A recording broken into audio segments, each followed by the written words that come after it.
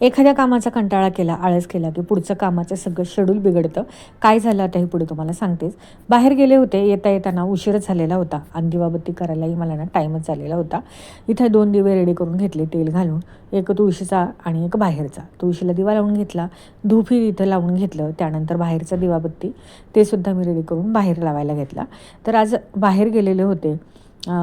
सकाळी मला जायचं होतं, पण कंटाळा केला. म्हटलं जाऊया असं करता 5 वाजता आज मी घराच्या बाहेर पडले बाहेरच्या कामासाठी. येता उशीरच झाला आणि एकदा त्या कामाला उशीर झाला की पुढचंही काम ना लेट होत राहतं. आता मला 5 वाजता जे फ्रूट खायचं होतं ते लिटरली मी 7 वाजता तिथं खायला घेतलेलं होतं. तर इथे छान पेरू कट करून घेतला मी आणि मुलांनी ते घातला. छान गप्पा मारत टीव्ही बघत ते खाऊन घेतलं. त्यानंतर फ्रेश झाले आणि पुढच्या कामाला लागले. स्वयंपाकाला हे आज उशीरच झालेला होता. आज बनवणार होते मी मस्त दाल खिचडी. असं चुटकीत जर सगळं कट झालं असतं ना तर किती बरं झालं असतं ना हो.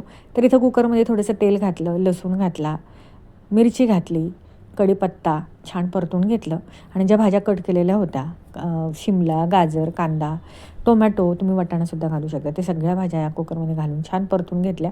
जेवढी डाळ घातली तेवढीच तांदूळ, म्हणजे तांदूळ तेवढी डाळ घालून मस्त अशी दाल खिचडी रेडी करून घेतली.